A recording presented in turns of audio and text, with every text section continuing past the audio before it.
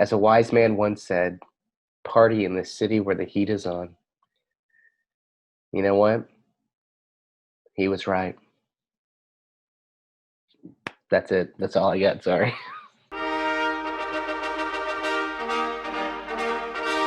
So after months of anticipation and talking about it and putting it in my top 10 movies of 2020, it's finally time to talk about One Night in Miami officially. So I saw this movie a few months ago, probably like early October at Filmland at a drive-in theater. Now it is after hitting a bunch of festivals and getting a limited release in theaters, it is hitting Amazon Prime in a few days. So it's now time to talk about what I loved. I'm just gonna be open with you. This movie is fantastic. You can see from my list, I thought very highly of it. It was like number two. You have Regina King, actress Regina King, stepping behind the camera to direct this film. We're going to talk about her in a little bit, but she's also joined by Kemp Powers, who, if you watched Pixar Soul and you pay attention to this kind of stuff, you'll probably recognize his name because he wrote the movie and he co-directed it when he was starting out in I believe he was a journalist, and then he got into uh, script writing. He wrote the play for One Night in Miami, and then wrote the adaptation. So he is like heavily involved in this movie as well. This follows four icons. You have Jim Brown, Sam Cooke, Cassius Clay right before he becomes Muhammad Ali, and Malcolm X. The four of them are there in Miami to celebrate Cassius's victory as the heavyweight boxing champion of the world. Most of them think they're there for kind of this fun celebration, a night they'll never forget, and which it turns out it is a night they'll never forget, but for different reasons. It is actually kind of this ploy by Malcolm X to sit them all down, kind of talk about their place in the civil rights movement. The day, or just a few days before, Muhammad Ali becomes Muhammad Ali, and Malcolm X is encouraging him to tell his friends that he is converting. So that kind of spurs it on, like, hey, let's have this conversation. It feels like a play, but it feels so much bigger than that as well. You can see, like, yeah, it is. You can see like where these things would have happened on stage, but but like, and normally sometimes that makes a movie a little smaller, but it doesn't. You have very few locations, but that's okay. It feels like you're really watching like this unknown part of history. And Kemp Powers, he stumbled upon this like little excerpt in a book about Muhammad Ali that said there was one night in Miami where these four guys, they came together and they talked about life, what was happening in their world and their place in it. I mean, like, this movie relies on its actors. Like, this is an actor's movie.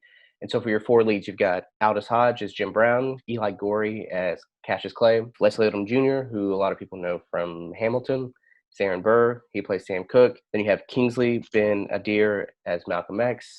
These four guys, they just like bring it. They all kind of embody those characters, and you really feel the chemistry there, and you feel also like there's a lot of tense moments between a few of them, and you feel that as well. Like, they're friends, but they're kind of like those friends that you've had for years, you haven't seen in a while, you come back together, you're having a good time, but things, maybe you're like, I don't agree with everything that you're saying, and then things get like riled up, and then but there's always like one or two and they're like, whoa, whoa, whoa, guys, like, cool it, like, we're cool. They all stand out, but like the one that I think people are really going to kind of hone into is Eli Gorey as Cassius Clay. Like, he, you know I think when I first started watching, I was a little worried that it was gonna be like, okay, this is Muhammad Ali, like, how do you play an icon, and how do you, with such a distinct voice and feeling, and I think he nails it. A lot of the movie is Sam Cooke and Malcolm X just going at it, and so they do have a little bit more time to shine, but luckily, like Eli Gorey,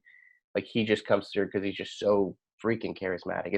He's fantastic. Then you have Regina King as the director, who, you know, this movie could have been so, like, cut and dry. Like, hey, we're gonna set it right here we're gonna try to simplify it, strip it down, really make it feel like a play, but she doesn't. She's able to take these, like, 1 or 2, like, no more than, like, 6 locations and really make it feel big.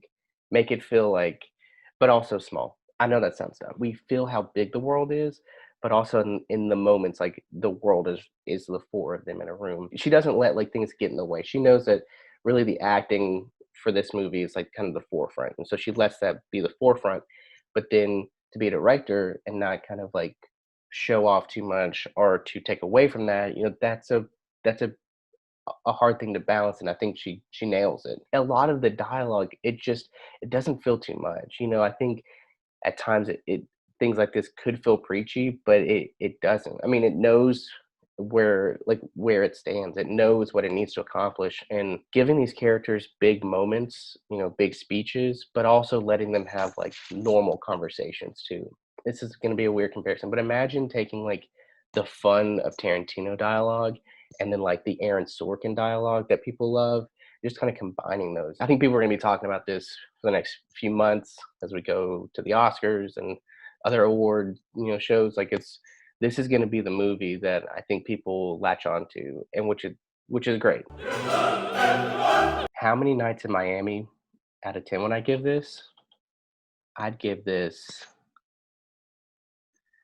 I'd give this like 9 out of 10 nights in Miami. I've been dying to talk about this movie for months, and there's only like one other person I know who has seen this movie so far, and we've already talked about it to death. So it's just nice to kind of get these things off my shoulders, and just like I'm ready for the world, for everyone to experience it. In the words of the same wise man who said the thing from the opening, all night on the beach till the break of dawn, I'm going to Miami.